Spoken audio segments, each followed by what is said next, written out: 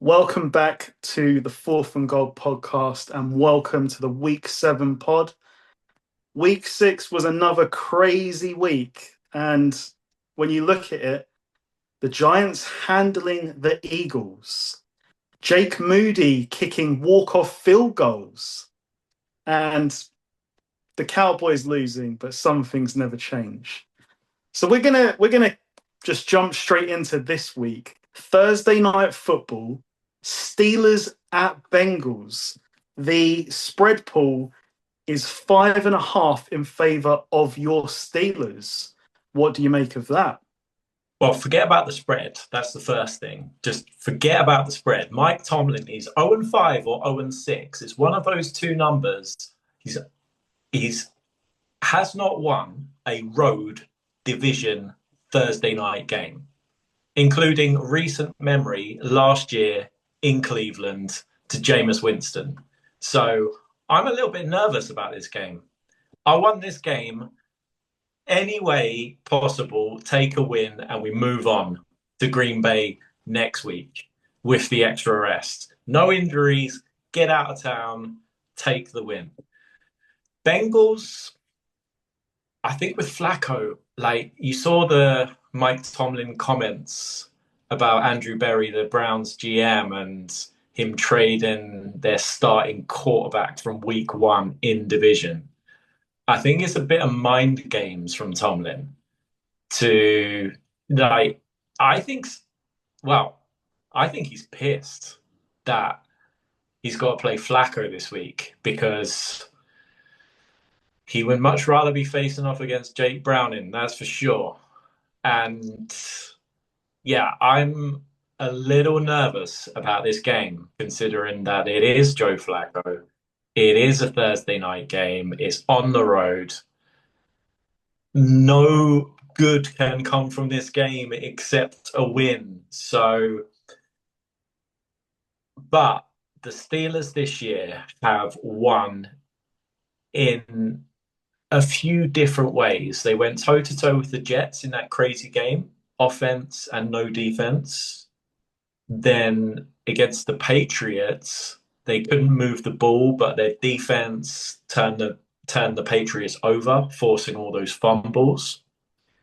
They played a pretty solid game all around against the Vikings in Dublin, and then it got a bit stupid at the end, but that was a pretty complete performance. They kind of dominated, and they dominated the Browns just last week. So I think this team can win a few ways, but the Bengals are dangerous. Just give me a win and we move on. There's no huge injury concerns with the Steelers. Jalen Warren came back. DK Metcalf is Aaron Rodgers' new BFF, and he's getting a lot of looks, and he's taking those opportunities for the most part. No second receiver. Calvin Austin went down, I think it was last week, and so they're getting the tight end. Huge man, Darnell Washington involved. He is a huge human, and he's dangerous if he gets in the open field. But, like I said, just I'll keep it short and sweet. Just give me the win. I think they will win. I think they're going to break this Thursday night kind of curse. I think they'll win. I don't think it'll be pretty.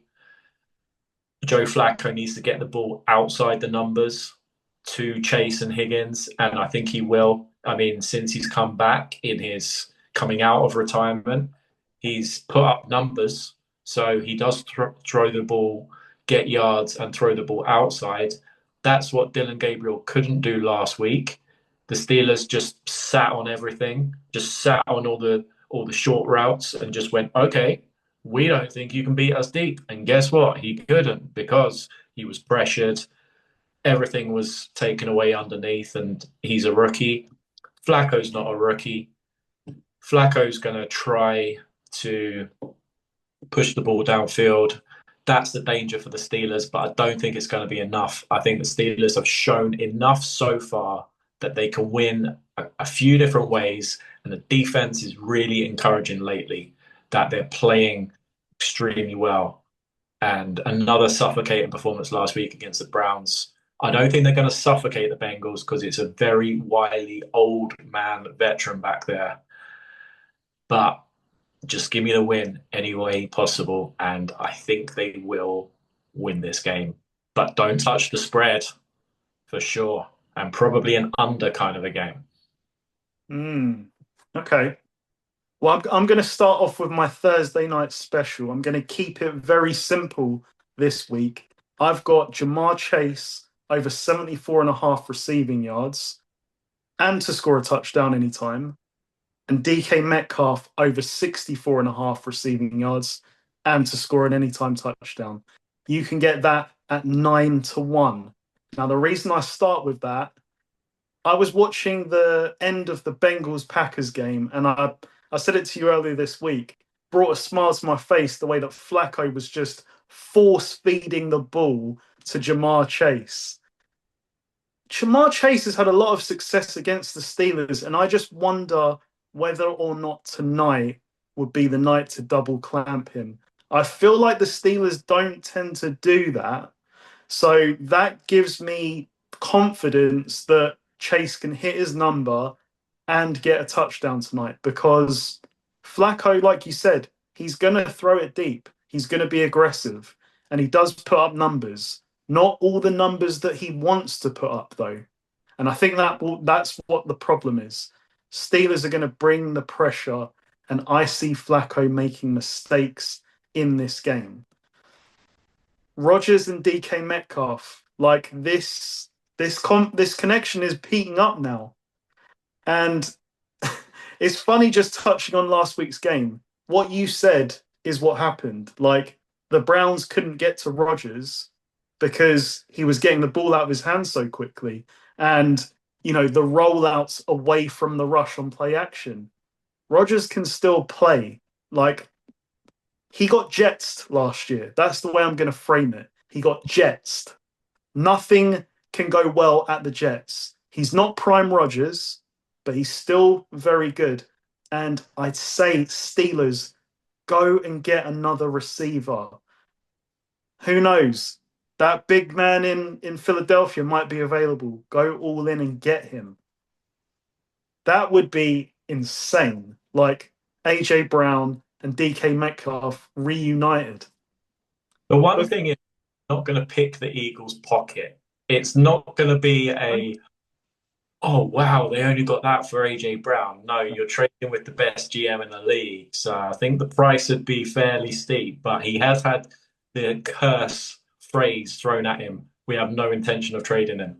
Okay. Oh, Okay. That just means he's available for trade. maybe. We'll see. 2 weeks. Yeah, and then it's just funny because then I was talking about Denzel Ward not following Jefferson and the need to follow DK Metcalf. All of DK Metcalf's big plays came on the Browns' new corner. The Bengals' defense doesn't feel as bad as last year, but that doesn't mean much. So I think Rodgers is playing pretty well right now. And he seems to have meshed with Arthur Smith. So I think the Steelers win tonight. But as you said, stay clear of the spread. We've had, what is this, the third divisional Thursday night football game in a row? The 49ers beat the Rams. The Giants beat the Eagles. Those were two underdogs. And the Bengals are underdogs tonight. So be careful. But yeah, I'm taking the Steelers to win. We move to Sunday, another early start. I love it. I will be in attendance for this one. It is Jaguars versus the Rams. I don't know if the Rams are going to have Puka Nacua. So that is a concern. And I watched their game against the Ravens, and I'm not saying this just because I'm a 49ers fan, but I still remain quite unimpressed by the Rams. It took Zay Flowers fumbling it multiple times for them to kind of not score points that should have been scored. And the Jags were pretty disappointing last week. They were. So it is tricky for me. Which Jags are we gonna get this week? And can the Rams live without Nakua? That's the question mark. I mean, as good as Devontae Adams is, this isn't prime Devontae Adams. You can't really sort of make him your main high volume receiver like you used to. He's certainly going to get open in the red zone, that's for sure. He's still got the quickness and the release at the line. I mean, there was one where he completely sold the corner that was guarding him. But I think I'm going to take the Jaguars this week. Like I don't feel great about it, but it's the Jaguars in London, and they tend to turn up to these games. The Nakua factor is a big one for me because I feel like that's a huge loss for them on offense. So, provided Trevor Lawrence doesn't have one of his bad days, I think the Jaguars have got a lot of weapons here. So, I'm going to take the Jags to win this game. The spread is 3 in favor of the Rams, and therefore I'm saying the Jaguars will cover. Yeah, this game's tough because, like you said, the Jags play well in London, but the Rams stayed in Baltimore before then coming over here for this game. And watching bits of that Ravens game, the Rams defense is still damn good. And they played tough and they limited Henry. I mean, those plays at the goal line against Henry, like wow, that's football that I love, the way that it's played. And the Rams pass rush with Jared Verse is gonna be a freak in this league for a long, long time. Like, and I think it's the best unit of the four. Of the four units showing up in London, I think the Rams defense is the best unit. And they've still got Matt Stafford, and Matt Stafford is greater than Trevor Lawrence. He's greater than a lot of quarterbacks, but Trevor Lawrence is not even a debate. Um, but it's the Jags in London, so I think it'll be close. But I'm going to take the Rams. I'm not as much of a hater on the Rams as you, and because they're not in my division, but I think the Rams are a lot better than Jacksonville. And yeah, it was a poor performance last week by the Jags. Yeah, I just think the Rams will find a way, even with or without Nakua. I think they can still run the ball, and Devontae Adams, and we've seen before with the Rams, like just give Stafford serviceable receivers, and he'll still be productive. Yeah, I just think the Rams, especially that they stayed in Baltimore, so it's not as much of an ordeal coming from LA all the way across 8 time zones. This is 5, and I don't know if they've come early. They might have come early. They might have just jetted out straight after the Baltimore game. So this was pre-planned. Good teams pre-plan. They looked at their schedule. Right, we played Baltimore before going to London. Right, let's stay on the East Coast. So it's not going to be as much of a shock. International games. The Rams are well coached. Yeah, I just think the Rams will win this. And I think it'll be quite a good game. Hopefully the London turf, hopefully the Wembley turf is up to it. We haven't had a lot of rain actually, so I think the turf might be decent. And England haven't played a game on that pitch for a while. Their recent game was on the road. So I think the field should be in good condition. And I say that just because this is a reuse field. Like Tottenham is purpose built. Wembley, they do kind of roll this, they do reuse it. So I don't think the field's going to be an issue. We've got no rain until Sunday. There's rain due on Sunday, but I don't think it matters. because I think the Rams, if it does turn into a sloppy game, I think the Rams can still run the ball and they've got a veteran quarterback and they're well coached and they've planned ahead. Give me the Rams. Your point stands on Stafford easily for me. Like not even thinking top 10, like somewhere in the top 7 for me. Like his arm is still special. So we move to the second window on Sunday. We have got and let me just get this right. We have got the Saints at the Chicago Bears pool. Spread is 4.5 in favor of the Bears. Okay. That shocked me. I thought you were going to read out a six. Mm.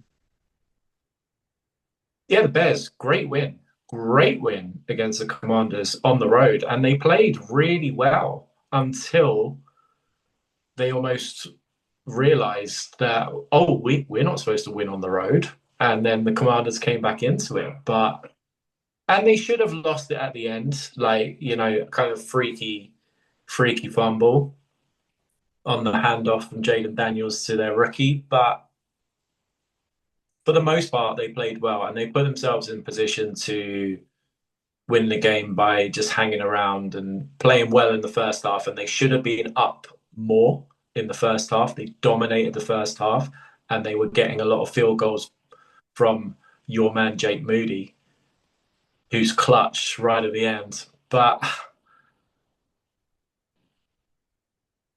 yeah, I still don't think the Bears are great.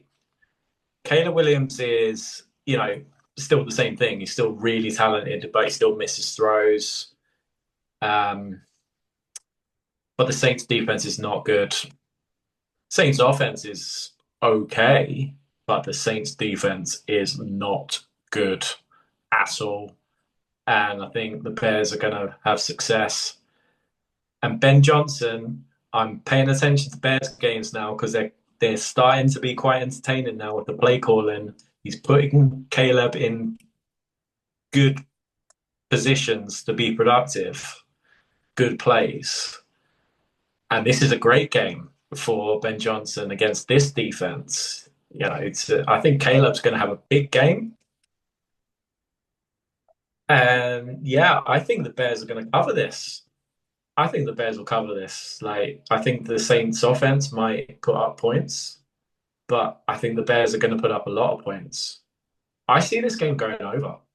I don't think both defenses are in the top half of the league, and the Saints are in the bottom, probably 6 or 7 in the league.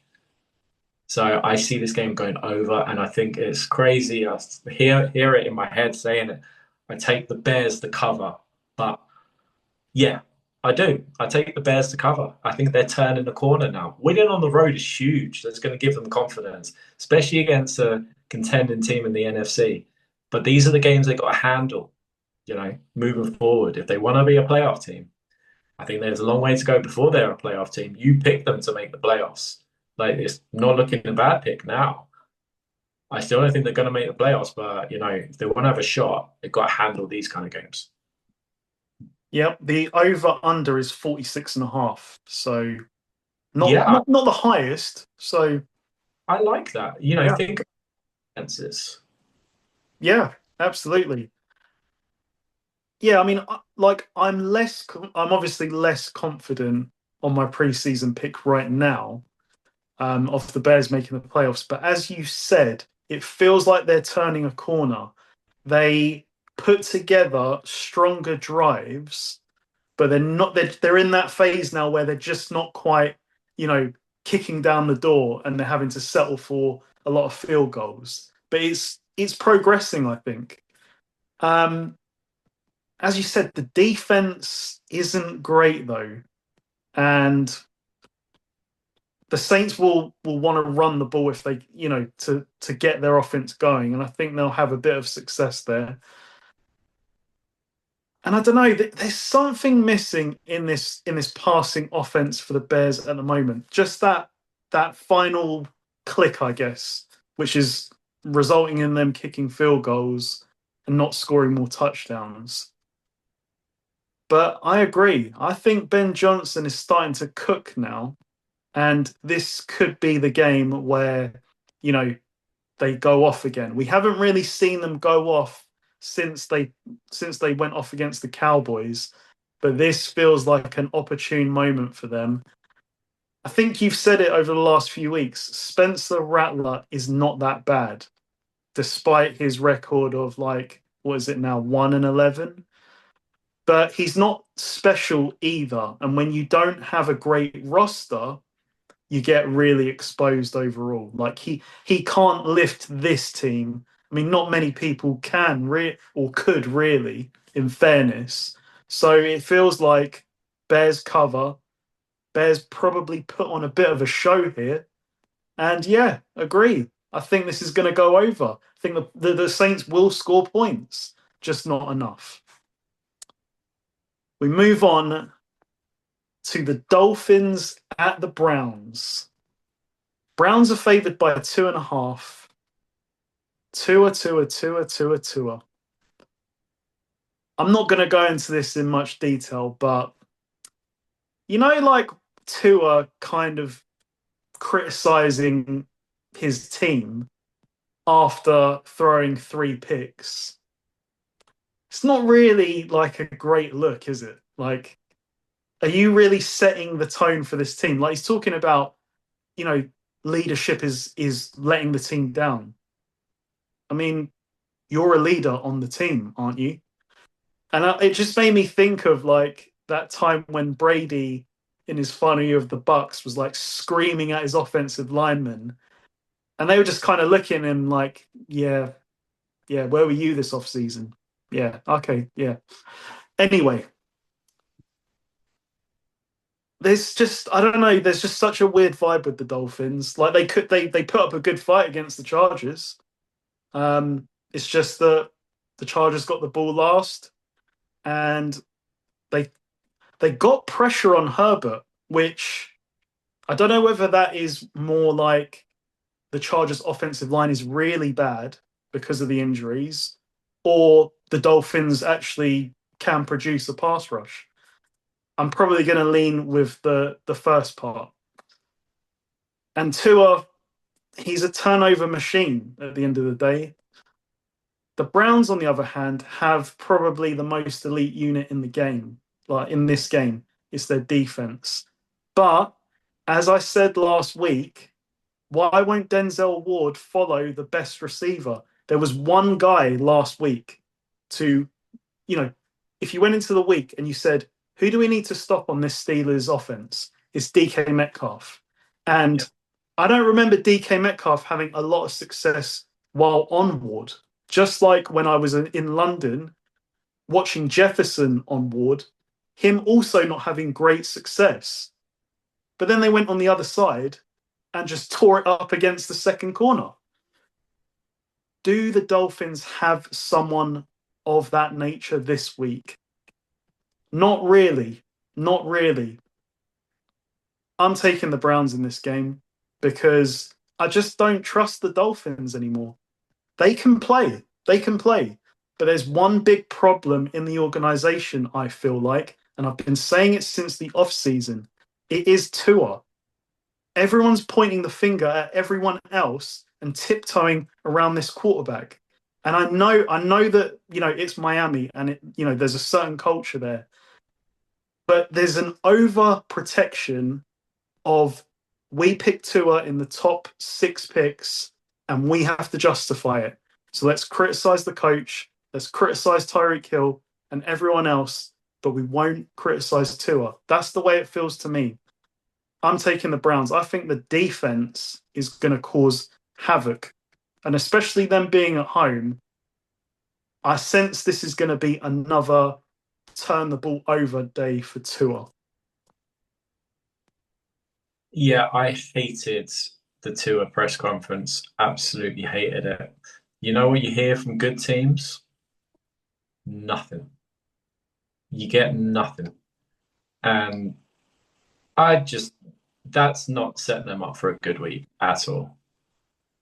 They're completely falling apart. And your point about the pass rush, yeah, the Chargers have got no tackles. So, and that game was in Miami. This is a team falling apart going on the road to Cleveland. And I don't like the Browns either, but I like them more than the Dolphins. So as soon as I saw the Tua press conference, I was like almost mentally noting I'm going to bet against the Dolphins every single week until something drastic changes, because this just smacks of, if you're hearing that, what is really going on? Are there fights in the locker room? Like, come on, like it's not good at all. So it's crazy, but I'm going to pick Cleveland to win a football game because I think the Dolphins are going to hand wrap it and just gift it to the Browns. Dylan Gabriel, who, yeah, it's a tough man. He's had a couple of tough matchups so far. So welcome to the NFL, Dylan Gabriel. You've had the Vikings, followed by, was it the Vikings? Yeah, the Vikings, followed by the Steelers. International, followed by no rest.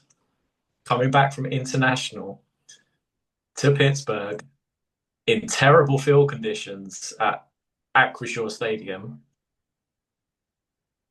He's back home against the Dolphins. Couldn't really ask for a better matchup. I think Dylan Gabriel's going to have, not spectacular, but I think he's going to be efficient. Looks like he can. He like you said before, he's not got great arm, but he's accurate enough.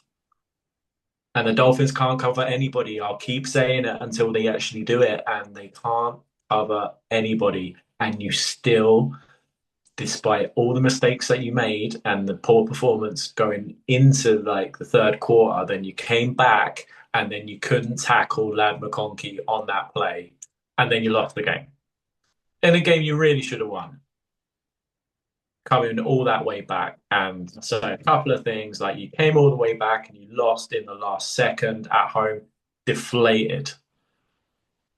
And then Tua coming out with that, what's really going on? The head coach looks broken when he's talking at press conferences now. Before he used to be eccentric and entertaining. Now he's just rambling and just talking utter nonsense because he's having to cover for stuff. He's a dead man walking. It's not fair on him.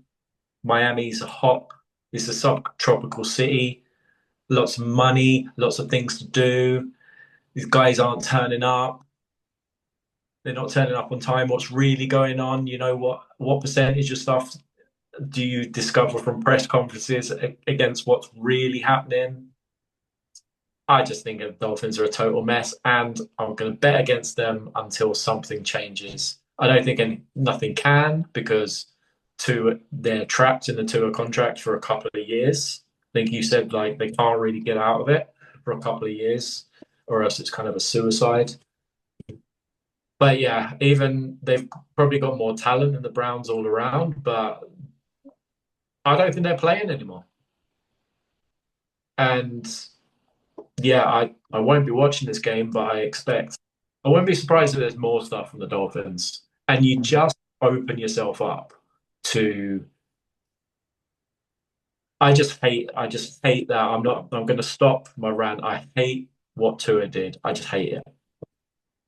Agreed. And it's like the one player that can really produce for them as a safety net is Achane. And this Browns team don't let you run the ball. So yeah, I see a tough day. Yeah, and tougher days ahead. Last thing on Tua, like he proves he can't read defenses and he can't read a room either. the reporters were like, "Wow, we've got like." Gold. It also shows you though that the loss of Tyreek Hill is huge, because if Tyreek Hill is on the field on Sunday, I think they win the game. If it was that close without him, Like Yeah, I he's think a stuff big was deal going for them. on. I think stuff's been going on in Miami for a long time. It's just now, you find out stuff because they're losing football games. The pressure's on, and you find out stuff when the tough questions come when you're playing when you're playing poorly. Mm. And yeah, I think now it's falling apart, and it could be. The thing with the Dolphins, though, is that they might suddenly just disappear from the media radar in the next couple of weeks. These teams, these Titans, the Saints, and Dolphins are going to disappear because they're suddenly like out of the playoffs. And Mm. but I think like the Jets. I mean, the Jets get a lot of coverage being a New York team. I mean, it's crazy. My YouTube feed was like Jets videos, and like, what do you expect? It's the Jets. Mm. You've had like 50 years of this. Why are you going crazy over a few weeks? Look at the track record. But yeah, I think the Dolphins, there'll be more stories in the next few weeks before they just disappear because they're then done and we're like thinking about them in terms of like draft. And then the stories might come back is that, oh, are they going to take a quarterback? Oh yeah, the Tua contract. So the Dolphins be around for a couple of weeks, disappear, then come back when you're thinking about draft position. Yeah, and I'll just say this: like Mike McDaniel, like I support him, and I hope he gets to continue because I don't wish firing on anyone. But selfishly, if they do fire him, welcome back to San Francisco. Uh, We're going to get the band back together: Shanahan, McDaniel, and the hype man Robert Saleh. It Next up, matter if you don't get good training staff and you don't like go and pay off that witch doctor who's we will we will get to that. The amount of AI videos I've seen about 49ers and injuries this week. Um, Next up, Raiders at the Chiefs. The spread is 11.5. wow. I did not watch a great deal of the Raiders Titans, full disclosure. But they got the win. That's all you can do. I did watch quite a bit of the Chiefs Lions, and yeah, I'm not buying into the whole narrative of the Chiefs are back. Oh, Rice is coming back, and Worthy's going to be healthy, and Mahomes is still Mahomes, and yeah, and even Kelsey's like not completely fallen off a cliff. And do you remember like playoff Kelsey, and it's still Andy Reid and Spags? Yeah, there's a lot of that is true, but I don't buy into it altogether. I think the Chiefs, yeah, are still going to be a problem. It's going to be a good team that knocks them out, and I pick them to win this division. I still hold that hold that thought, and they'll win this game. Don't know about 11 though. Raiders have history of playing Kansas City tough. Don't take anything from the game against the Titans at all. But yeah, this is a rivalry game. These two teams hate each other. Um, yeah, I think it will be a little bit more back to the normal kind of Kansas City game, like maybe win by a score, keep it. Raiders might hang around unless the Raiders just do Raiders things and just gift wrap the game and just do some boneheaded, stupid mistakes, which is very, very possible.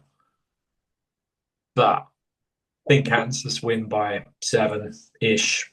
And can the Raiders put back-to-back weeks together? Can Gino? He still threw a pick last week. Can he? Is Geno Smith? Has he been affected by going to the Raiders so far? Yes. Can he turn that around? Can he turn that around? Yeah, I'll take the Chiefs, but kind of 7. Wouldn't touch the spread. I think that's fair. I don't think the Raiders were very good last week. And yeah, they kind of won by default of the fact that the Titans aren't very good. And I t- it's what you said a couple of weeks ago. This is the Chip Kelly offense, and it's Geno Smith without weapons. I'm not saying that Geno can't play, but in Seattle, he played very well because he maximized great weapons. He does not have great weapons here. Bowers has been like banged up and taken away from him, really.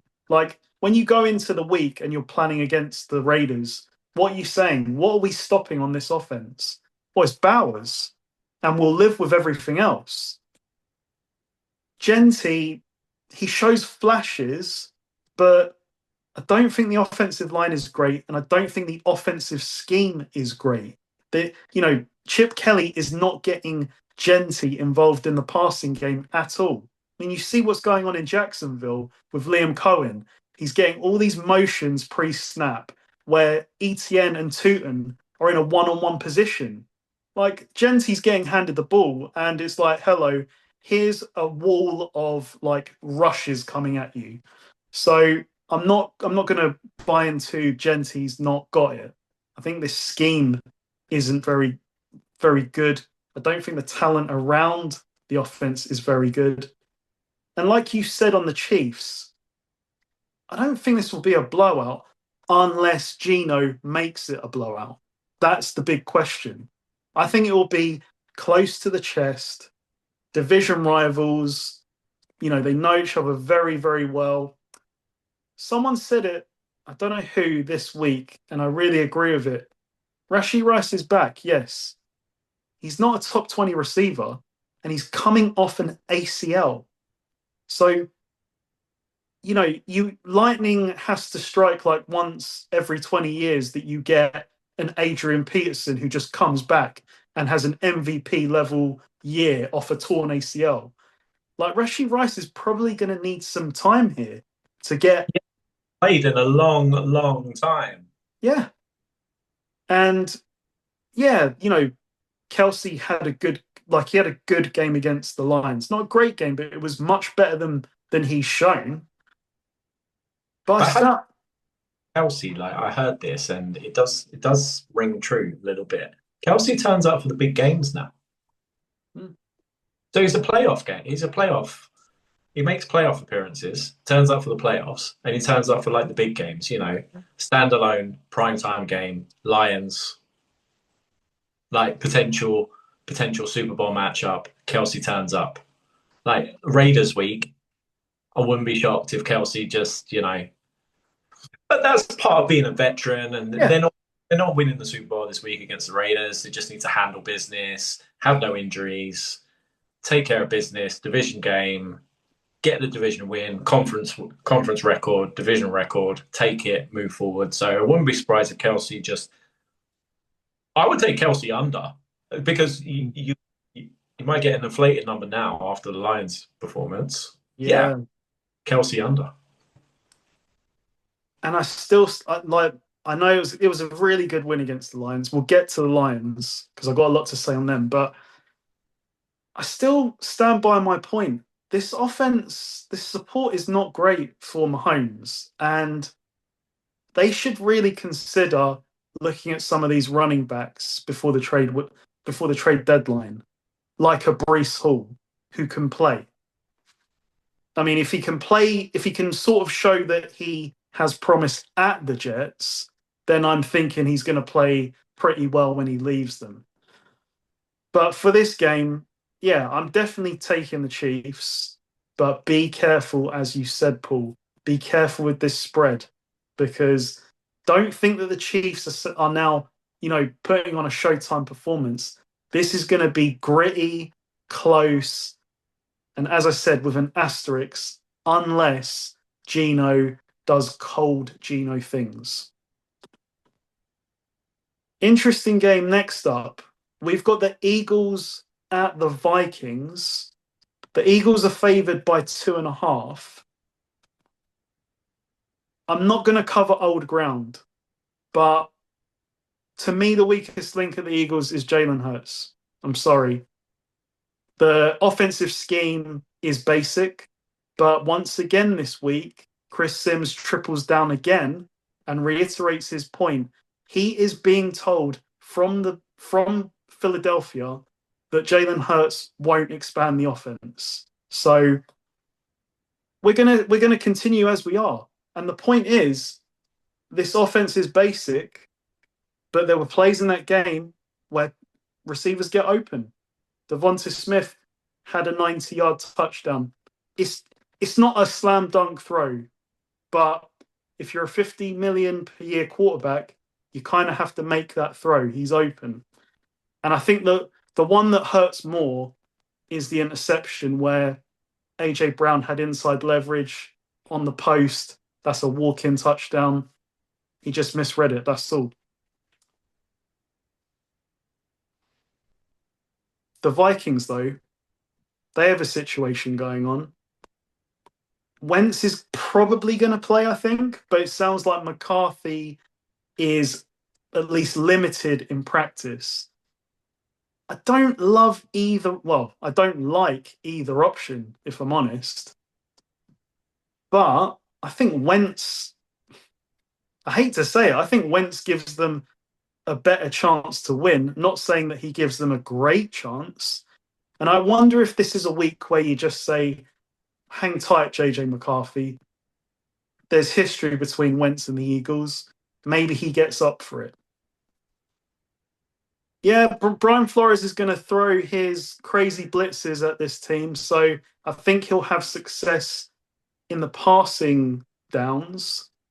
But the Vikings have been pretty bad against the run as of late.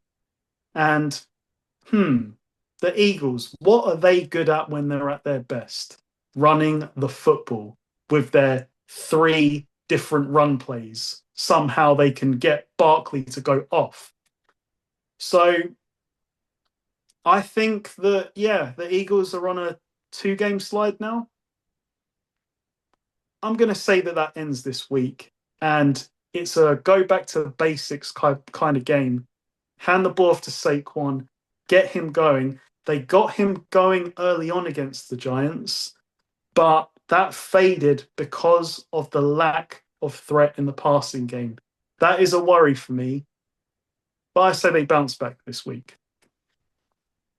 Yeah, I'm disappointed in myself. I didn't see it coming last week. Eagles Giants, like they ran into a highly motivated Giants team who didn't do anything spectacular, but they played really, really physical, really tough, and ran it at the Eagles, and the Eagles couldn't stop it. Scatterbo's like one of my favorite NFL players at the minute. I just love watching him play. And Jackson Dart's making plays. But they're quite simple plays, but the Eagles couldn't stop it. They really just could not stop the Giants. They didn't have Jalen Carter last week either. They haven't had him since what? Since week 1. Has he played this year? I know So he got suspended and then he played and then he missed the Giants. Yeah. Right, okay. Yeah. But the Eagles' defense has been underwhelming in the last few weeks, considering the talent that they have, at least personnel-wise. I think this is a get-right game for the Eagles. I've watched the Vikings twice recently playing international. They got dominated by the Steelers and then came back into it late when the Steelers got nervous about winning the game. And they should have lost to the Browns. But the Browns then they came back into it. They still got Jefferson. Jefferson's still elite. I agree with you about Wentz. He gives them more of a chance to win. Wentz revenge game. I don't think that's going to be enough for the Vikings. Take away Flores by running straight at them. Take away the Flores element of it. I don't want Jalen Hurts dropping back against zone coverage that Flores is going to throw at him, and who's coming, who's not, who's covering who. I don't want that. I want Saquon running right at this Vikings defense. That's the way you're going to be productive. And they did that quite a bit against the Giants, and they were productive. So I stick with it.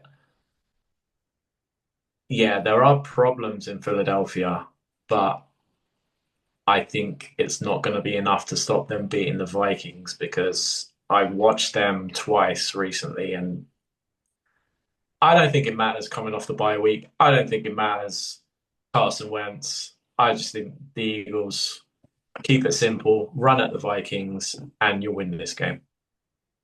Yep. And I will say this now, I'm calling it now. If my man Andrew Van Ginkel is back this week, pick six is in this game. Eagles win regardless, but I'm calling it now. Andrew Van Ginkel, pick six. That's a spot bet. We could almost bet that on a week to week basis. Like give me a price on Van Ginkel to score a touchdown Yeah, or to yeah. have an interception. Have an interception. Yeah. Yeah. Okay, we move on. Not a great game. I won't be watching this. Panthers at the Jets. Spread is one in favor of the Panthers. Yeah, well, the Panthers are the definition of they play at home and they don't play on the road, at least so far. Uh, so it's more a game of like look at the Jets schedule and go, right, well, if they don't win this one, then where is the win or wins coming from? You told me last week that the Jets over under is 4.5.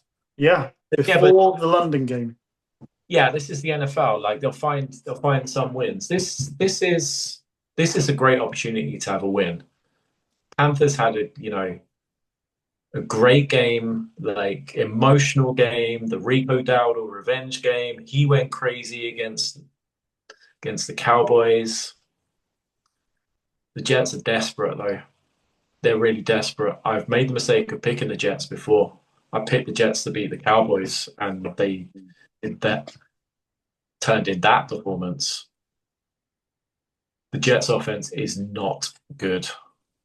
Not good. I don't know what happened in week one against the Steelers. I think they just caught the Steelers cold. Justin Fields can't be consistent for a whole game. He can Justin Fields is such like a really difficult quarterback to read because he can be amazing, but not over like an extended period. I don't know. This is I the Jets fall into the Dolphins camp for me. Like I can't pick Dolphins and I can't pick the Jets, and their offense is just abysmal. And Rico Dowdle has now had two back-to-back 200 scrimmage yard games. So yeah, I'm gonna take the Panthers. Yeah, I don't have much to add. I'm going to take the Panthers. I watched the Jets game and I was horrified by what I saw from them. Yeah, like it was close, but we'll get to the Broncos. They really were underwhelming. Like on offense, I don't know what they were doing at times. It was like play not to lose. Fields missed a lot of throws, like not just accuracy, but timing. He was late a lot in big moments. But as you said, it's one of those like he'll do that one week and then he'll be electrifying with his legs the next week. And, he can throw a deep ball accurately. The Panthers, they've, they've won back to back, haven't they? But both at home. Yeah, dangerous one, but I can't take the Jets. The Jets are going to have to win a game before I can start thinking they can win a game. If the Panthers lose this, then it's then turned into right now it's just a bit of a it's a funny little thing, their home and road record. But if they lose this and they play poorly against the Jets, then you're like, oh, okay, this is now a pattern. Yeah, I mean, I'll take the Panthers at home, or I'll take them to at least keep it close. and And it's then, yeah. But the Jets, I mean, yeah, if they lose this game, then you're starting to look through the schedule and go, is this the first overall pick kind of team? Yeah, for sure. Next up, Patriots at Titans. Patriots on the road, favored by 7. Drake May MVP campaign continues. The Titans fired Brian Callahan this week. I don't know. I'm guessing they've got an interim appointed at the moment. Yeah, Mike McCoy, the ex-Chargers head coach, the only guy on their staff who has head coaching experience. I wonder who they'll go for. Go and get Gruden. Well, they can't get they it's an I heard this week. It's interesting. So in English football, as you guys would say soccer, but I'll say football. Um, the Titans could go and get a head coach or get an offensive coordinator, could take one from a team mid-season. That doesn't happen in the NFL. So for the Titans, it's Mike McCarthy and these kind of guys who are out of work, Doug Peterson, these kind of guys. Gruden, yeah. Jokes. But the NFL is a closed shop, isn't it? Like I think everyone's been warned off Gruden. Mm-hmm. Yeah, I'd be shocked if Gruden came back. I think he's done. I think he's done. It's the. I don't want to get you started on Colin Kaepernick, but he's the Colin Kaepernick of like the coaching world. The coaching, yeah. I think he's done as soon as that came done. Yeah, so the Titans could, and NFL maybe should look at that. Like, why can you not? Why can they not go and take an offensive coordinator from another team mid-season? At least make a trade. Yeah. But they just don't do it. They like completely shut it down for the year and go, right, we're done. We'll just like sacrifice the season, hand it over to Mike McCoy. And then probably the worst thing that could possibly happen for the Titans would be that he has a moderate level of success and then they do a stupid thing like giving him the job. Yeah. But yeah, that's just my little rant about the NFL. Like, why don't they do that?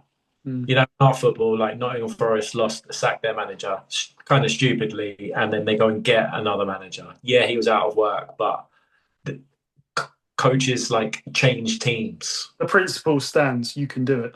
Yeah. Yeah, doesn't happen in the NFL. Why? Why hasn't that kind of evolved? The Titans now just you don't put yourself in a better position because all they're going to do is take one of these coordinators and you're in exactly the same position as teams that are going to fire their coach on the last day of the season. Yeah. Exactly the same position. So that's my rant on different sports and their coaching philosophies. It feels like the Titans kind of, well, I don't know, but it feels like they're going towards rock bottom. And what a week to face. Are they not? I mean, you saw the way they have to win a football game. The Cardinals have to do what they did for them to win a football game. Yeah. Have you seen much of the Titans play? I've seen bits of how the Titans play. And it's literally just poor offensive line, poor play calling, Cam Ward drop back, and makes a few like wow throws, but not consistently because the support is awful. Yeah, bad O-line, bottom half of the league receivers, bad play. So Cam Ward, you're the first overall pick. You should be talented. Like, go out there, but you're a rookie. You got no shot. He's got no chance. So Mike McCoy, from memory, is an offensive guy, so he might put him in better positions to succeed. But I don't think it's going to happen this week. It's very, very short notice, and this is a Vrabel revenge game. Like what a time.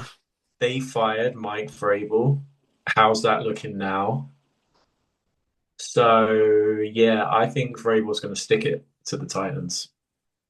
What were they thinking? At one point, they had AJ Brown, King Henry, Vrabel as coach, and they pissed Vrabel off by trading AJ Brown, and that relationship never recovered. Mm. And now they have none of those guys.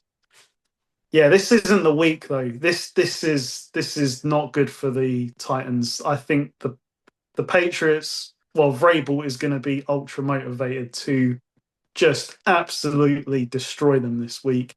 And Drake May is playing well. Yep. Don't know about MVP from what I've heard this week. Like, calm down, as I said last week. Yes, played well against the Saints. It's the Saints.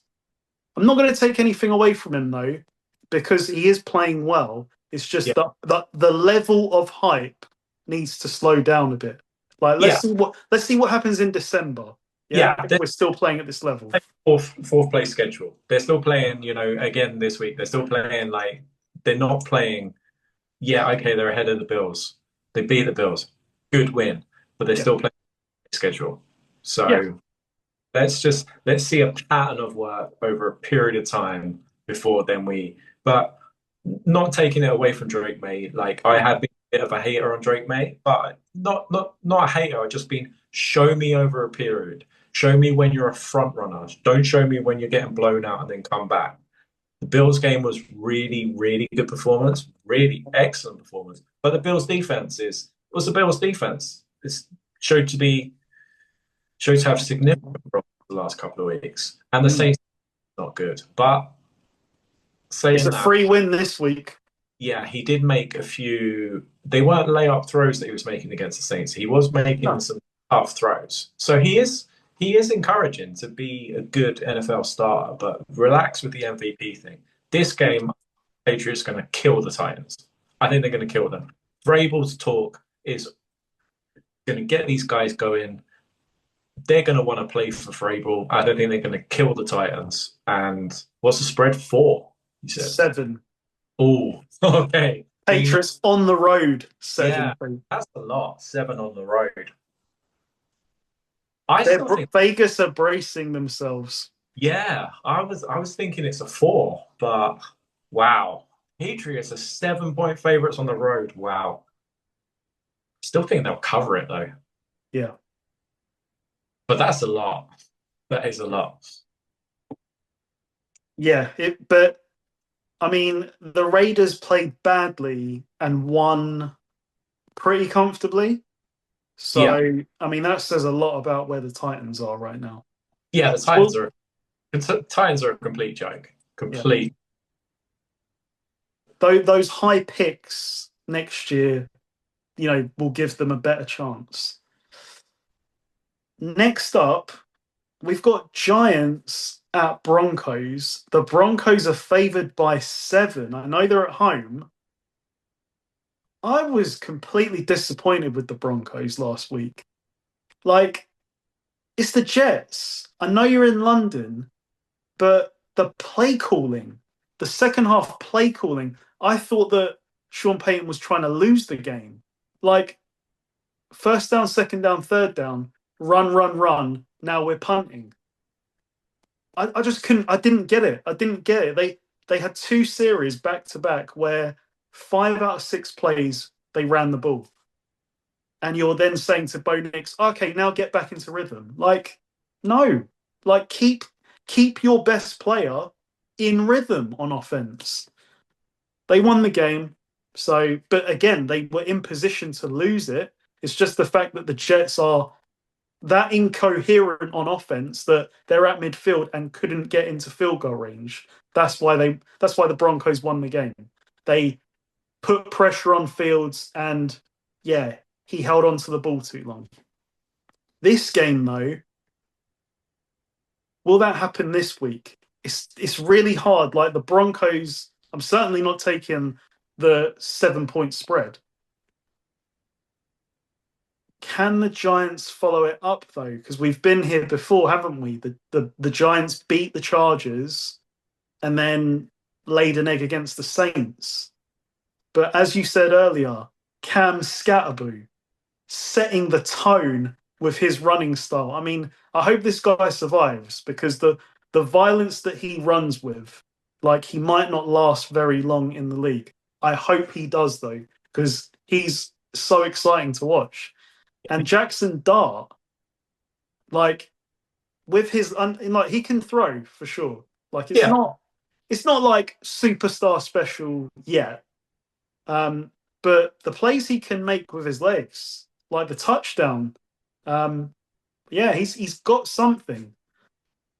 I just don't know though if the Giants have enough weapons outside of Dart and Scatterboo to take on this Broncos defense. Like Satan, Satan usually, I think, well, he can shut down the best receivers in the league. He won't have to do that this week. It's almost like he'll be underutilized. I want to take the Giants based on what I saw from the Broncos last week, but we've been here before. We've been here before. I'm taking the Broncos. I'm sure that they will know they played like crap last week. And so I expect a response at home. But I say Giants cover the spread. 7 is too much for me. Yeah, I'd be encouraged if I was a Giants fan. I think maybe ahead of schedule. Considering coming into the year, they were supposed to be a complete and utter joke, and it was just thought about the pass rush. But the pass rush, I mean, Abdul Carter looks great. Thibodeau's playing well. Dexter Lawrence still just elite in the middle. Scatterbow's like an added bonus for a later round draft pick. Jackson Dart looks like an NFL ready athlete at least. You know, and that's what you want from your quarterback now in the year 2025. So yeah, I'd be encouraged if I was a Giants fan. You know, you've had years of just being a joke. So, you know, maybe the future's brighter than what you would have expected at this point. Yeah, the Broncos, I'll just put it down to being international, wanting to get the win, get out of town, different time zone. Like, yeah, they got the win. Well, the Jets handed them the win, but they still got the win. Still counts the same in the record books. And yeah, I think the Broncos defense will have a plan for Jackson Dart and Scatterbo. Yeah, I'll take the Broncos to win. I agree with you. Be careful of the cover. But this is a game for me to watch. Like, because this is a real test for Jackson Dart. On the road in Denver, mile high, against this defense. If he puts up a good performance here, like, wow, okay, Jackson Dart could be something. Because lots of quarterbacks are going to struggle in Denver this year. So, yeah, that's what I'm excited to see this week with this matchup. Dart against this defense, but give me the Broncos, and it's just a watch game for me. Yeah, it's very interesting because Dart is 2-0 at home, 0-1 on the road. So let's see. One game. One game against the Saints, though. Against the Saints. Yeah. So yeah, we'll see this week. We'll see this week. No, I'm not saying that. He was really impressive last week, so it's exciting. And the fact that Russell Wilson came in for what was it, 2 plays, and ended up getting booed off the field after 2 plays, and Daboll like storming to the blue tent once he'd seen Russell Wilson throw the ball in the dirt. Times are looking up for the Giants. Right, next up. This is a very, very interesting game. The Colts at the Chargers. Chargers at home, favored by 2. Yeah, this is a weird one for me. I don't really like either team moving forward, at least. The Colts have done better than expected. They're a solid, like I said before, they're a 7 out of 10 roster, and they kind of play well most weeks, not spectacular. The offense is pretty good. Don't think the defense is all that good. They kind of got torched by Jacoby Brissett last week. So, yeah, I think. But I don't really like the Chargers. I don't know. In LA, 2-point favorite, the Chargers. The Colts have already played in this stadium this year. And yeah, and they They and they should have won the game. yeah, they played well. Yeah. Yeah, I'm gonna take the Colts. I'm gonna take the Colts because I think the Chargers the Chargers and just their O line is now catching up with them. And I mean, even the Dolphins are causing problems on the Chargers now. So I think the Colts will cause problems. I think everyone's going to have cause pressure against the Chargers now moving forward. Um, yeah, the lost their running backs. I think it's just I think it's just hard times for the Chargers with the amount of injuries. And the Colts, they had a scare last week, but they still won. Yeah, I think the Colts will win. I don't love it, but I think the Colts will win. Yeah, it's what you just said. If the Dolphins are having pass rush success against the Chargers, that's not a good sign. And the Colts still have got an ex-49er who is pretty dominant on the interior, DeForest Buckner. He is a big individual, and yeah, he plays with aggression. The Chargers, yeah, it's what you said. The injuries, they're just mounting. But I want to shout out Hassan Haskins for his hustle on that McConkey play that basically won them the game. Because he chipped the edge rusher, and his first mindset was get downfield and block some more. So when McConkey got the ball and started running, he'd already caught up with him. And he made another block there to get McConkey that bit closer to make that field goal that bit easier. But they're going to be fighting like this every week now. And can Herbert just take this amount of punishment? The Chargers defense gets coached up because of Harbaugh, but I don't think it's been great the last few weeks. I think it's been actually not very good. They let the Dolphins come back into it last week, you know? And I say the best running back in the league right now, at least, is who they're going up against this week. I can see Jonathan Taylor taking over this game. So I'm taking the Colts. And I don't think I've picked against the Chargers since week one, but I'm doing it this week. The injuries are just too much to overcome. Next up, we've got Packers at Cardinals. The spread is 6.5 in favor of the Packers, who are on the road. The Cardinals' passing game was far better with Jacoby Brissett. Yeah. And it could be just that, that whole, well, we were preparing for Murray, or we've got all the film on Murray. There's plenty of film on Brissett, but he comes in, as a new starter, it can throw teams off. But I don't want to make excuses. It's still Jacoby Brissett, who for some reason, every time he plays, has the slowest 10 to 20 yard run, like without fail, every game. He did it again this week. I'm like, he is running literally at like 3 miles an hour and going for like 15 yards. But he played well.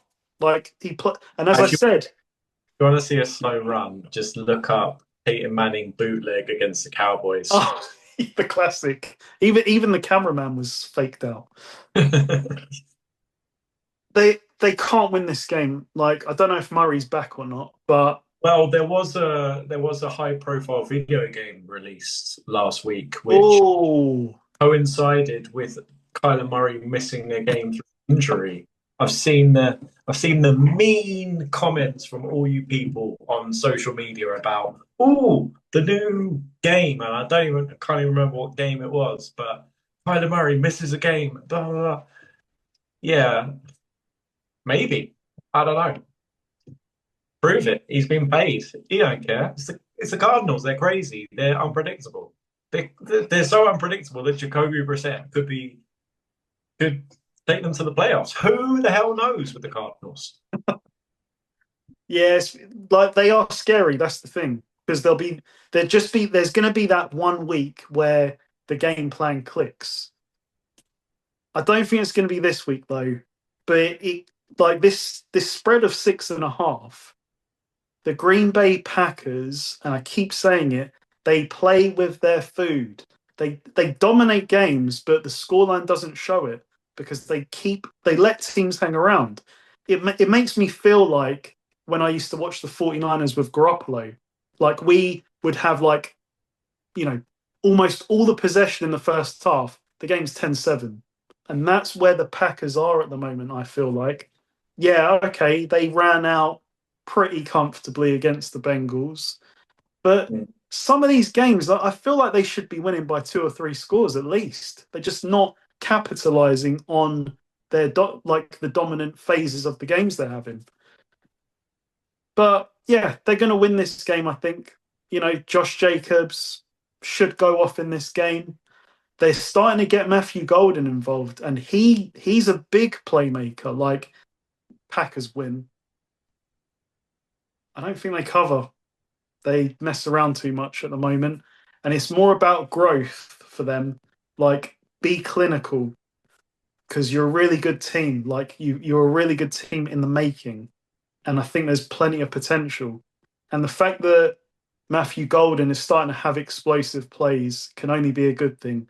And Love loves his tight end, Tucker Kraft. So if you want an overshout for the week, take Tucker Kraft. Interesting point on the NFC North. Every team has a winning record right now.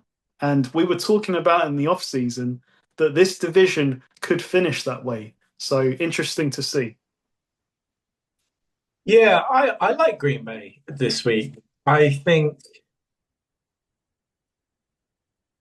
I think the Green Bay are delighted with how the Lions played and the Lions last week and how the Lions ended that game with like the brawl, and we'll get to the Lions, but I think that was a good result for Green Bay. And this week, yeah, I just think they'll just handle it. Um, yeah, I agree with you about playing with their food, but a little bit of that is that Jordan Love isn't by nature, he's quite like a gunslinger. He wants to play aggressive, but he's being a bit held back. I've heard Green Bay fans like they're not happy with the head coach. Head coach not being as aggressive as the crazy play callers like Dan Campbell or like well, Dan Campbell's not a play caller, but how the Lions play. LaFleur's been that way, even since the Rodgers days to some degree, in fairness Mm. as well. Yeah. Yeah, and so I'd be interested to see the Packers moving forward, like if he lets Jordan Love loose a little bit. The way he did in that first playoff run. Because as I say, they scared the life of me, like the life out of me that night in the divisional. And, just before that, it's the Cowboys, but they torched them. Yeah, and it's Jordan Love. We've got to remember. I mean, he's what 2.5 years now as a starter, and he went to college at Utah, so he wasn't involved in a lot of big college games.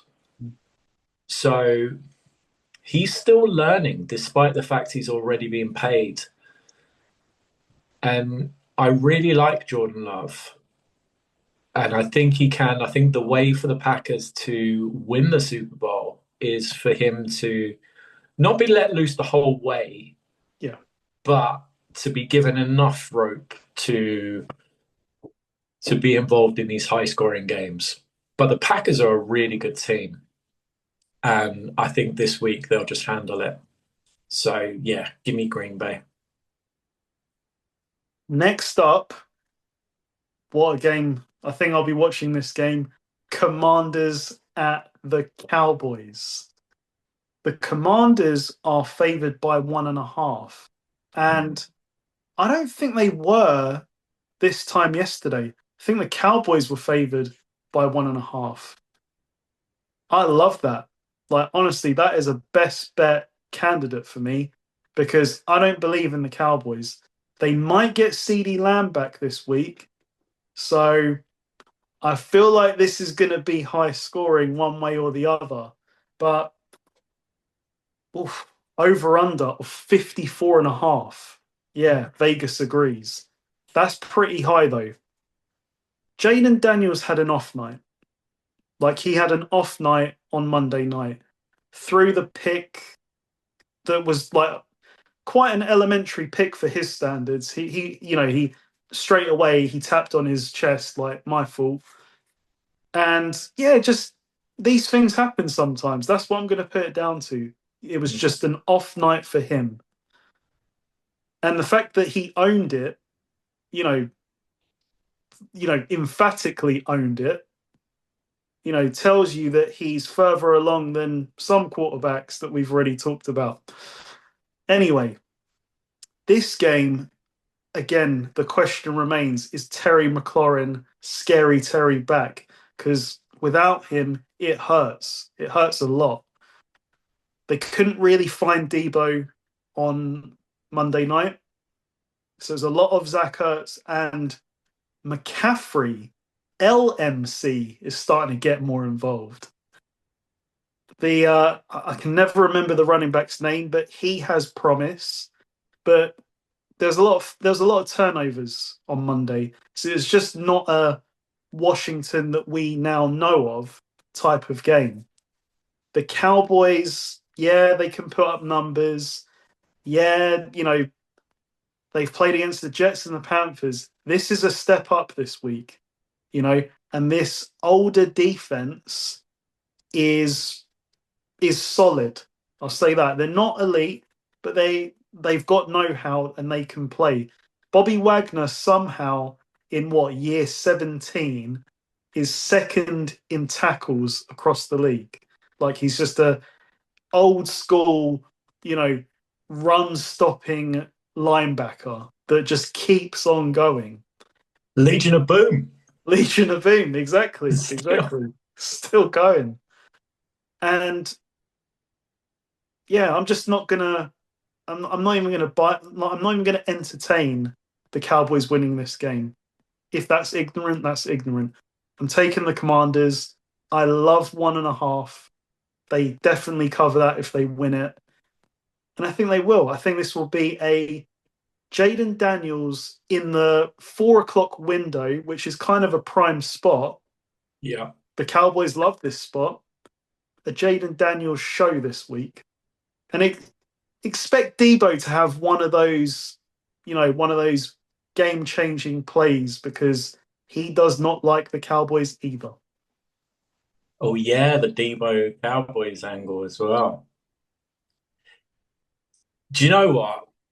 This game is the kind of game I'm going to disagree with a lot of what you said because this is the kind of game that Dallas wins and it makes no sense, but they just win these games like against at home in a crazy. Fully expect this game to be a shootout. Fully expect it. I think 54.5 is not enough. And yeah, I just think the Cowboys are going to put up a lot of points and it makes no sense, but the Cowboys make no sense. And I'm going to stick true to what I did with the Dallas schedule, with the win-loss before the season. I said that the Cowboys win this game, and I had them lose into the Panthers. So I'm going to stay true to what I said pre-season, that the Cowboys just split with the Commanders and just find a way to win this game by. And a Cowboys win, it will be a crazy shootout. And I think this game has all the makings of a crazy shootout. And the Commanders, I don't think, are as explosive as the Cowboys when the Cowboys kind of get it together. I Pickens is think, on a bit of a run. Was it 5 games with a touchdown? And some of the moves that he made last week, just ludicrous. Like he can be so like unstoppable. I'm gonna say it. He can be so unstoppable at times. It's just, you know, you get the good and the bad. yeah, we're waiting for George Pickens' meltdown. And I'm upset as a Steelers fan that it hasn't happened yet because he left town because of that reason. Yeah. Just, you get buyer's envy like, oh, we're 4-1, we're doing well, we've got DK, but we need a second receiver. We just let one go. Mm. We let one go who's crazy talented, who we drafted, but he was a pain in the butt. Yeah, Pickens, Javonte Williams is better than I thought he was gonna be for the Cowboys at running back. Dak Prescott, as you say, and it's valid, he puts up empty yards, but he's more often than not he's productive at home. And Yep. yeah, I don't love the Commanders' defense, and I definitely don't love the Cowboys' defense. So yeah, I see over. I see this as a player props kind of a game. Mm. I think it's going to be a crazy game. It is a game, I agree with you, that you kind of would watch because you know you're going to be entertained. And Washington, just be careful because, if you lose this game as well, the NFC is better than the AFC this year so far. So Washington needs to be careful not to get too far behind in the wild card kind of running. I still fully expect the Eagles to win the division, but yeah, it makes no sense. But I'm going to pick the Cowboys. Okay. Interesting. The fact that they get CD Lamb back, yeah, that is a bit of a worry. I'm worried about the Washington corners against those two receivers. Yeah, That, exactly. Because if it was just Pickens, you could play him over the top as well. Can't do that with both of them. Okay, Sunday night football, Falcons at my 49 IRs. This one just took everything out of me to see Fred Warner go down. My full belief in this team has now gone because to me, like I know everyone will talk about Run CMC, but to me, this is our best player who is now out for the year. Not just in terms of his play at his position, but the leadership, the intangibles, just the tone setting that Fred Warner has on this organization. It is monumental for us. And you kind of saw after he was off the field, it's an impossible situation for our defense, just giving up 20, 30-yard plays, one after the other, to be honest. It's not a great time to not have any real leaders on the defense because you're going up against one of the best running backs in the NFL in Bijan Robinson, who just lived up to what I said he would do last week, and that was completely take over the Bills. yeah. I feel like he might do that again this week because our defense is young and it is depleted. It's not, you can focus on him as much as you can, but I just don't think that's going to really matter. Like, Penix can make some plays. Penix can make some bad plays too, though. They're up 7 with 2 minutes 12 on the clock, and he threw a pick six. It's just that the Bills have no playmakers to make the catch and run it back. That was a pick six. So he's still learning. I'm not trying to dog him or anything like that because he makes some great plays as well. It's just that there's a balance to him. Like he hasn't had a full season yet. He's going to make big plays and he's going to make some dangerous plays like that. But this guy is the most, or was at least advertised, the most NFL ready starter. Like Mm, he's had the most experience in college. He's started the most of any quarterback in recent memory. Yeah, for Washington, but He took them to the national championship game. Yeah. He's what, a 4-year college starter or something? I, Something crazy. Like Penix played a lot in college. mm, So I he think should be. I think he's got a long way to go personally. Yeah, yeah, absolutely. I agree with you. But he shouldn't. He should be further down the line than what he currently is. Yeah. And that's the thing, like when he's on, like he does make some really big time throws, but I've seen over the last few weeks, like, there's some scary decisions being made. And you think, Yeah. if the Bills run that back and tie the game, yeah, maybe they get the ball back again and Bijan runs again and they kick a field goal to win the game. But that really would have jeopardized the game. Like, what's their reaction off that? They might go into panic mode. Luckily it's worked out all right. But the Niners on offense, they're still not healthy. Mac Jones is limited. Brock Purdy is even more limited. Kittle might make it. I mean, Jennings was back last week, but he basically wasn't. He was just a decoy out there. Pearsall, don't know. The I Niners are like your tight favored. end. Like your tight end though. Your guy Oh yeah, Tunges. Yeah, I yeah, like him. Tonjes. That's the thing with this offense. If this offense does come back fully healthy, which is a big question mark, these guys that have stepped up during the absences of the others, Tonjes, Kendrick Bourne now. Kendrick Bourne's definitely got a role on the team. Yeah. Yeah. He had a nightmare start and he's just bounced back from there. And I remember in 2019, like he was a safety net for Garoppolo on third down. He was basically doing the Jennings role. So if you get everyone back, like this team is going to have to score like 30 plus every week. I think this week is too soon because I don't know who's back. Kittle might be back. Okay. But we need to get fully back because the defense needs a lot of help now. So I say Bijan Robinson maybe doesn't embarrass us the way that the Bills got embarrassed, but I think he will have a big game in this one. And it's a case of Michael Penix, can you not make a dangerous throw like you did against the Bills? They win this game. I'm surprised the Niners.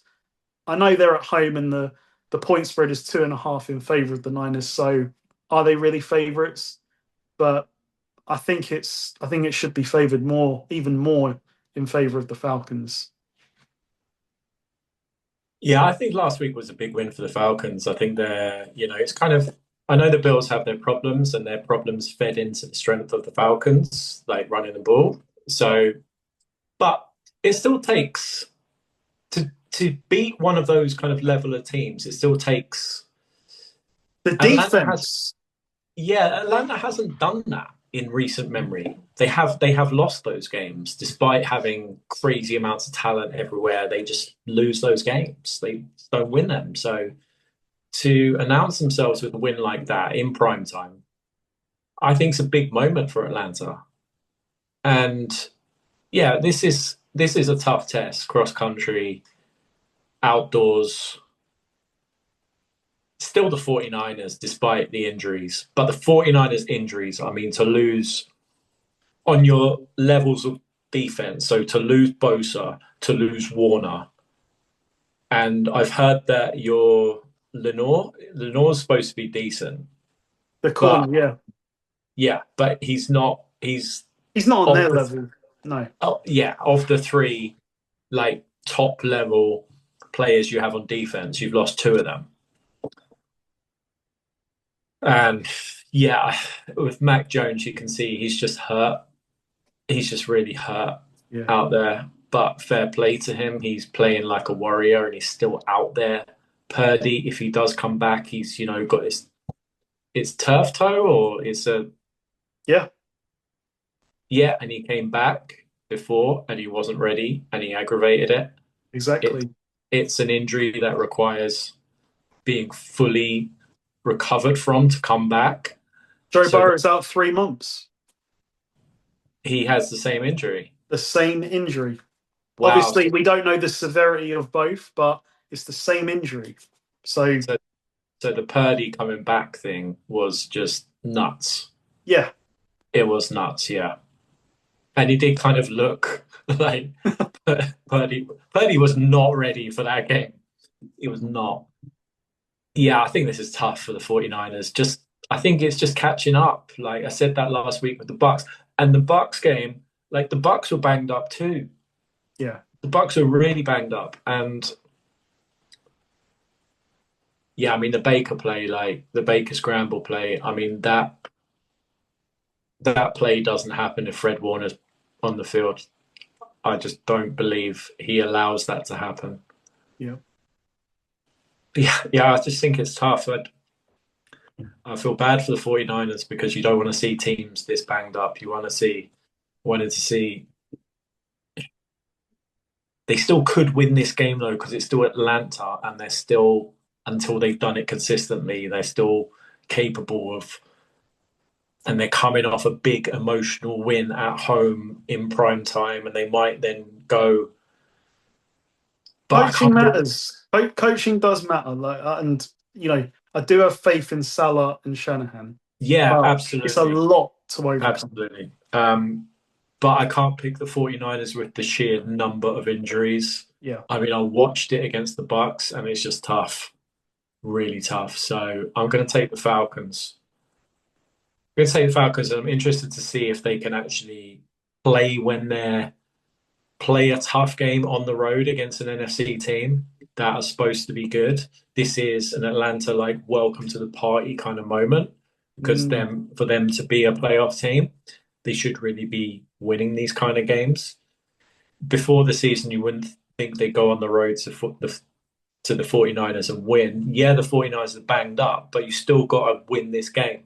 And these are the kind of games that are going to be big when we're in December and you're going, oh, yeah, well, look at the Falcons, their record and new conference record. So, yeah, this is a big moment for the Falcons. And while the 49ers are down, they need to win this game. And I not hugely confident, but I think they will. Yeah. The Niners could be 2 weeks away from having an offense that looks fully back. Like, Mm. that's when we'll see. It'll be interesting. And just a final point, I didn't realize that Mac Jones signed a 2-year deal, not a 1-year deal. So Mac Jones's contract runs out at the exact same time that the 49ers have to make a decision on Brock Purdy's contract. And I'm Don't do not it. What are you I, talking about? I'm Come just on. saying, like, I'm not saying Mac Jones is better than Purdy because I don't think he is. Yeah. But the contract is the contract. 53 million per year. And if Mac Jones rolls up and says, give me 10, Purdy's got a bit of a problem. That's all I'm saying. The clock is ticking. Monday night doubleheader. Game of the week for me. Like, this is an insane game. Buccaneers at Lions. The Lions are favored by 5.5. The over under is 52.5.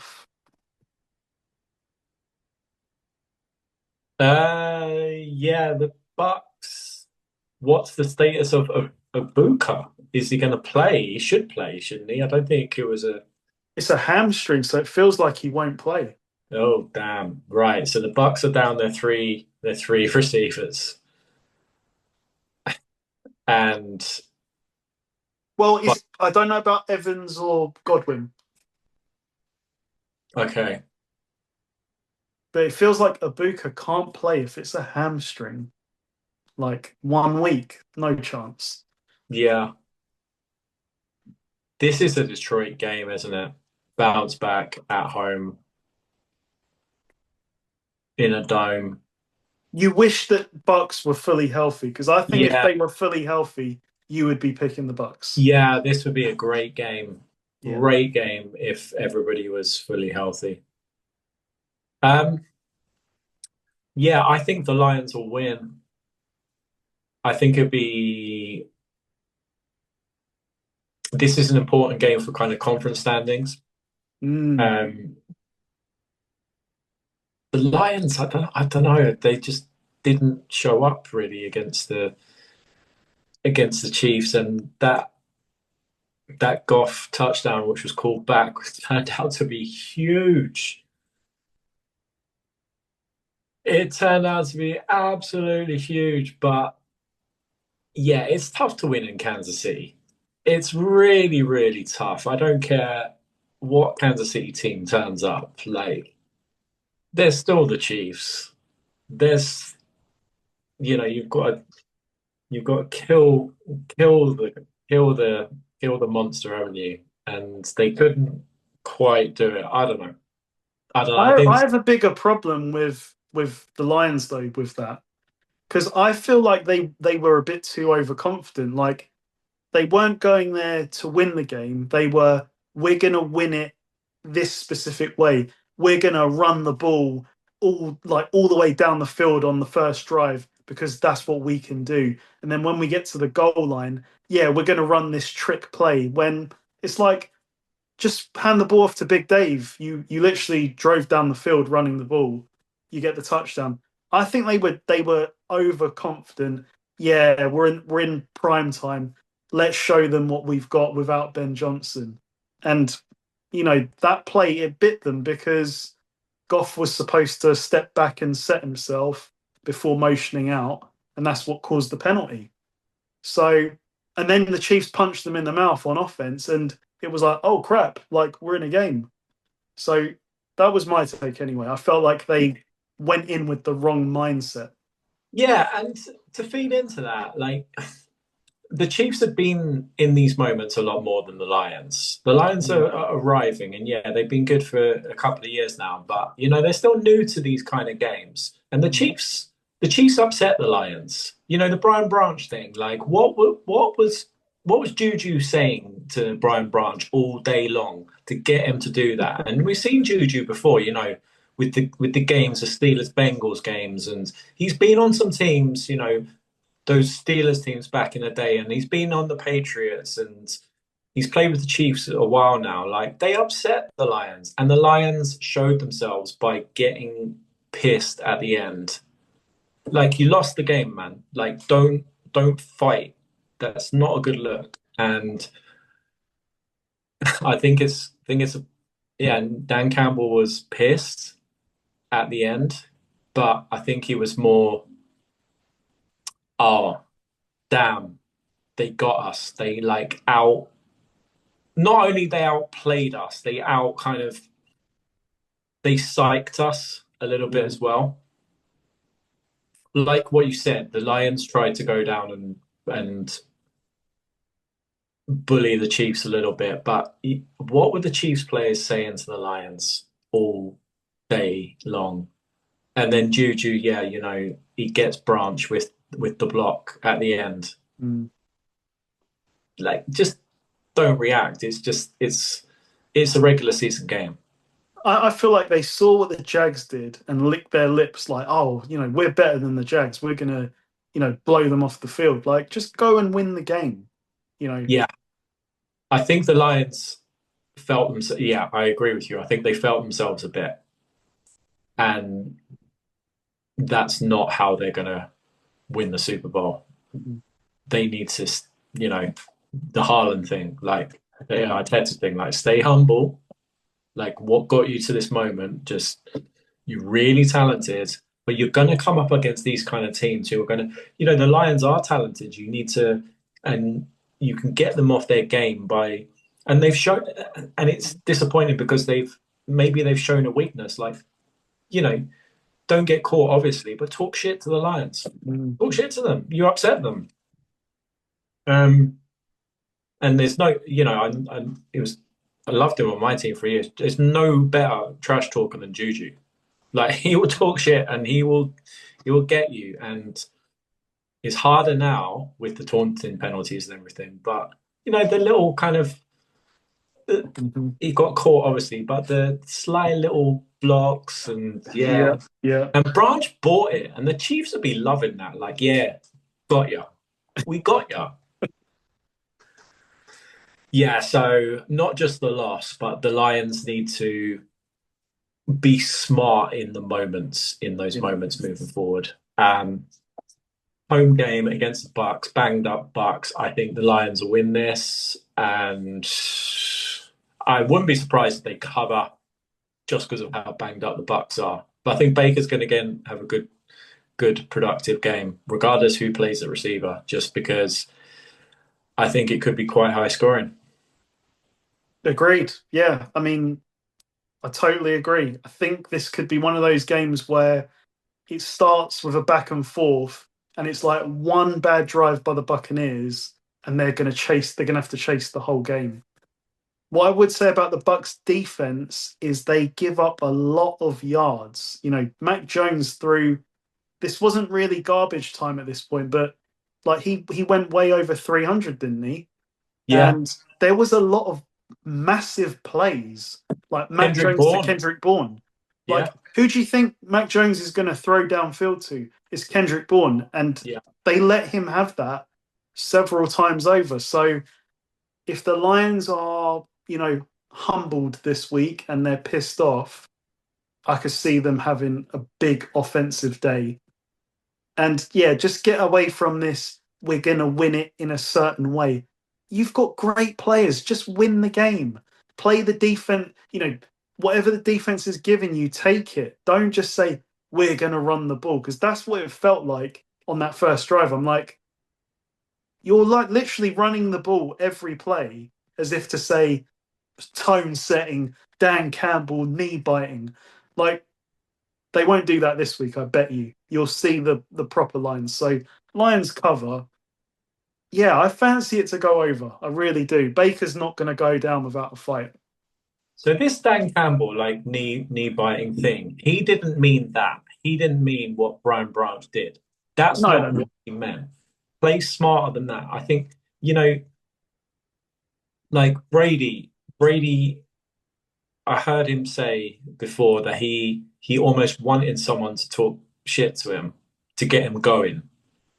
And the Lions, tried to talk shit at the end to the Chiefs, and then they're trying to get Mahomes involved. And it's like, guys, what are you doing, man? The game's over. You lost the game on prime time in front of the nation, and now you're going to do that. Like, it's Well, not a good I look. tell you what, Mahomes was getting involved himself, like going up to Branch, like holding his hand out, like shake my hand, shake my hand, and then Juju Yeah, stepped but in after. Mahomes But is there was basically so saying much.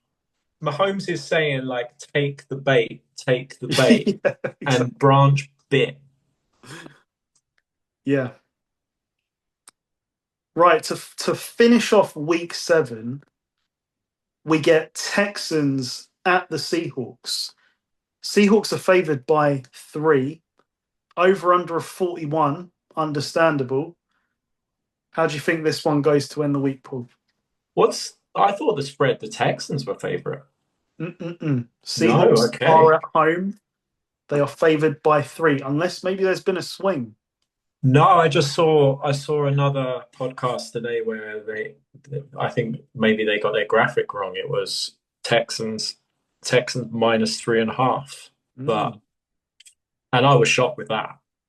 yeah, But yeah, Seahawks are the right side to be as favorite at home. Played a good game last week. Seahawks good. They're a good team. Texans, had that get right game against the Ravens, but the Ravens have big problems. hmm I think Seattle are going to win this. I think Seattle are a well-rounded team. Sam Darnold's still playing at a very good level. Doesn't get talked about for MVP at that's all. interesting. Yeah, but I'm only saying that because there are other players of similar who've had similar starts to the season. Hello, Drake May, who gets spoken about as MVP, and Sam Darnold does not. But he's Dakota yeah, Prescott. yeah, exactly. Media. New England, Dallas, Seattle. Like But the Seahawks will love that. They want to be under the radar. They're a good team, and yeah, I think the Texans will get it together, but I don't think it'll be this week. And I think Seattle will win, and cover this spread. In Seattle is the big factor for me. Like, it is going to be loud there. Yeah, And you said it, like their defense is playing like they're this is a tough defense to play against. But what I was saying last week was you've got to attack them downfield. And I don't think the Jaguars really did that. They played into what Seattle want you to do. And, you know, they had no success. And I mean, this connection between Darnold and Jackson Smith and Jigba, like, and Jigba is going crazy. yeah. Like, who do you think that they're trying to feed the ball? And that's who you're letting go off. Like, it's getting to a point where it's kind of like we're going to need to double this guy because is Cup going to beat you consistently for big yards? I don't think so. They do love their tight end. I mean, there's some Seattle fans, yeah, clapping back at me on social media on some of our posts about him. So Seattle win this game. I don't care that the Texans have had a week off. This setting in Seattle with the 12s, this offensive line for the Texans will not have a good day. And Stroud is going to struggle in this setting because of that. And just because you can't buy anything from the Ravens game. That was a freebie. Fair play to them. They put up a lot of points, but this is a completely different challenge. And I don't think they're ready for it. Seahawks win, Seahawks cover. Well, the only thing I say about the Ravens game is that, yeah, the Rams put up 17 and they put up 40, 41. But the Ravens had Hamilton back and I think a couple of others. Whereas for the Texans game, no one. Yeah, we'll we'll see how the Ravens games, how valid they are moving forward, like with the Rams this week and with the Texans this week. But if CJ Stroud goes into Seattle and has a good performance and maybe pulls off a bit of a shock and beats the 12s in Seattle, like then CJ Stroud is on the way back. I But would love that. Please, CJ Stroud, I'm your biggest supporter. Go and upset Seattle because Seattle could win this division.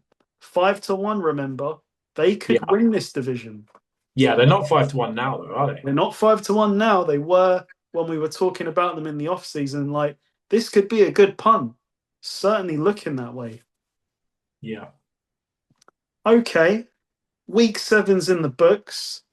Who's going off draft? What say you, Paul? You get the number one pick. I'm it's unpredictable with the Eagles, but I'm going to say that Saquon goes off. Mm. I think they, not that they've found the formula, they always had the formula.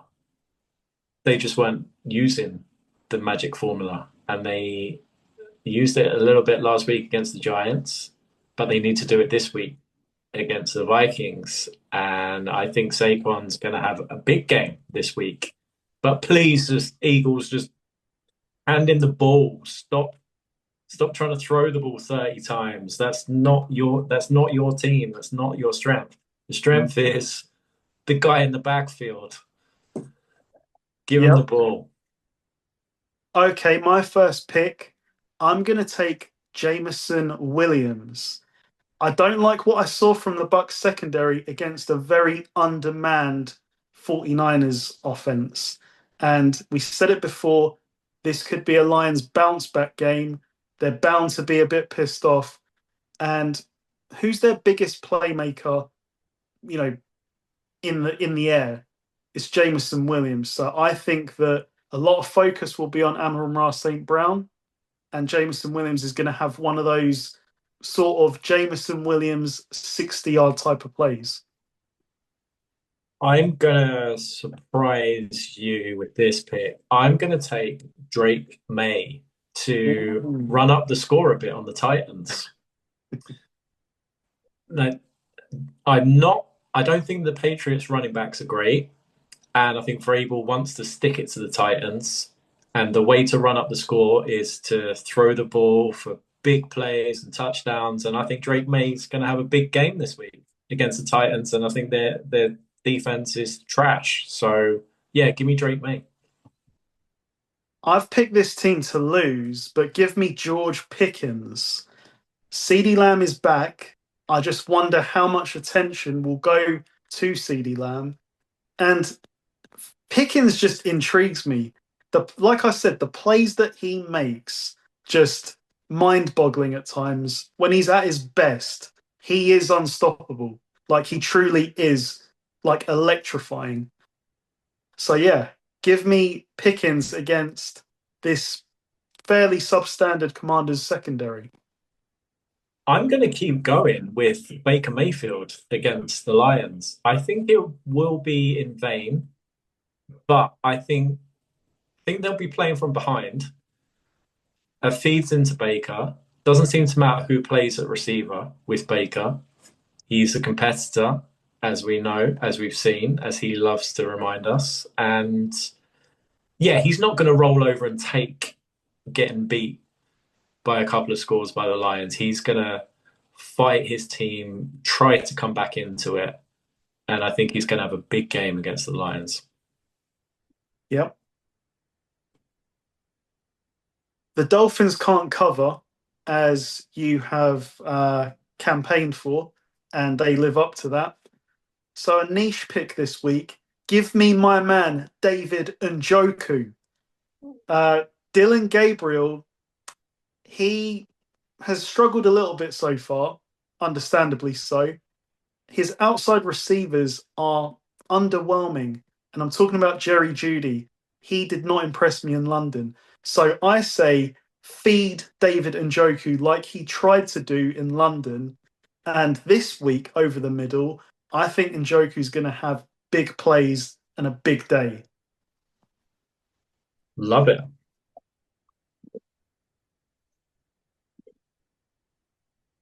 You got one. Wait, is that three? I've done three. Oh, my bad, my bad. Okay, so I guess we are on to best bets. Okay, I will take the first one.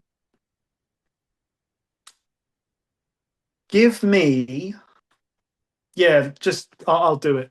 Give me Cowboys Commanders over 54 and a half. This game just has points, craziness, explosion written all over it. Two bad defenses, two high-powered offenses when they're at their best. So yeah, give me the shootout over 54 and a half.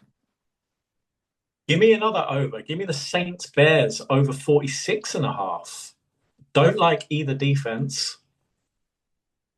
I like the Saints offense compared to their defense, at least. I think they will put up points. And yeah, I think it's a Caleb Ben Johnson kind of a game against his Saints defense. Give me Saints Bears over 46 and a half. It's turning into an over week, it seems, because give me Lions Buccaneers over 52 and a half. Like I said, the Bucks defense, they struggled against the 49ers, at least in terms of yards. The Lions is a massive, massive challenge. And Baker's not going to go out without a fight. He will put up points as well. I think there's been a bit too much of an overreaction to the Eagles Giants. So I give me the Eagles minus 1.5 at the Vikings. I don't think it's enough. I think the Eagles, keep it simple, hand the ball off to Saquon. Don't I've watched the Vikings twice recently. Not impressed with the Vikings. This is a defending Super Bowl champions, regardless. That was a division game on the road, short week. Yeah, I think the Eagles will bounce back this week, and 1.5's not enough. Love it. I think we went 1 for 4 last week. We hit the jackpot the week before. I quite fancy it this week. Yeah, So I like our bets. So that leaves us with the Will Spin Bet Builder for week 7.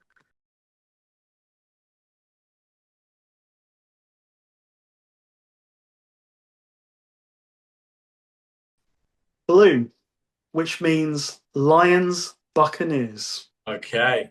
Let me take a look at the injury report. Let's Yeah, that's a see. good shout because we can't do any Bucks player props Yeah. without knowing. And also, is Bucky Irving? Is he So Bucky Irvin did not practice today. right? Mm. Yeah, this might be tricky. Might be tricky. Mike Evans was limited today, and they are a day behind because it's Monday. Mhm. Yeah, Abuka is a hamstring, did not practice. I mean, I'm happy to respin if What's we. So we've got the over points. That was what 52 and a half. Yeah, let's do that. So over 52 and a half points. Yeah. And then Baker Baker's got to go over, surely. 230, 235. Let's see. So Baker Mayfield, 240 and a half passing yards. They're Yeah. going to be playing from behind. Yeah, that should come in. Um about like How many touchdowns is Baker throwing in this game? that's just what I was thinking. Mm. 2? If we say two, yeah. I think three, but if we say two, that's going to be greater than evens. 2 is 4 to 7. Wow. Wow, that's not great. So 3. 3 is 2 to 1, though. That's. Yeah, I think 2 is the safer play, yeah. and we'll see where we get to. Okay. So then we got to be looking at Lions props. So you picked one already. So Jameson Williams. Jameson Williams, yeah, I love it. Jameson Williams over 43 and a half receiving. Okay. That could be one play. Yeah. So we've got four. So one more. We always do five, yeah? Possibly 2 more. Because Baker's 2 touchdowns is basically 1 to 2. Yeah. That's the multiplier is down. Uh,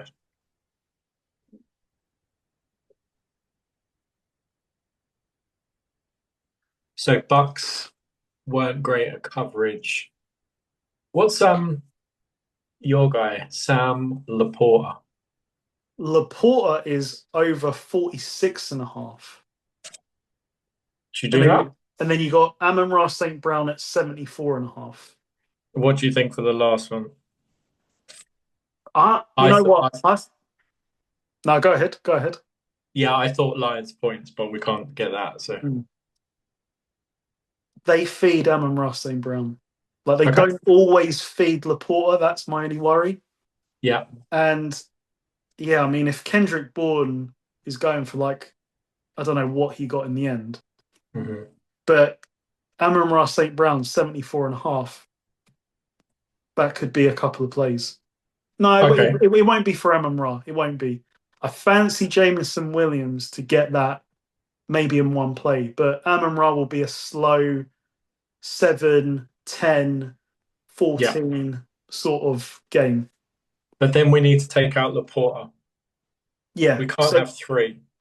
no, exactly. So we've got over 52 and a half total points. Yeah, Baker over 240 and a half passing. yep. Baker to have 2 passing touchdowns. Jameson Williams over 43 and a half receiving. And Amon-Ra St. Brown over 74 and a half receiving. We get 8 to 1, and I'm going to throw one last one out there. How do you feel about Baker rushing? I love Baker rushing, but I'm just worried. Worried that the number's going to be high after his big run last week. We don't have a number. See, if this, like, let's do it this way. We've got 8-1. Yeah, If Baker's rushing number is below, 30. oh, I was going to say like if it's below like 18, we'll take it. Yeah, I think he'll take off a few times. He does. He does. Yeah, All right, so we'll say under 20, we'll take it, yeah, and we'll get the revised price. If not, 8-1 on Virgin Bet. I think it's a solid shout for a game yeah, that I expect player props.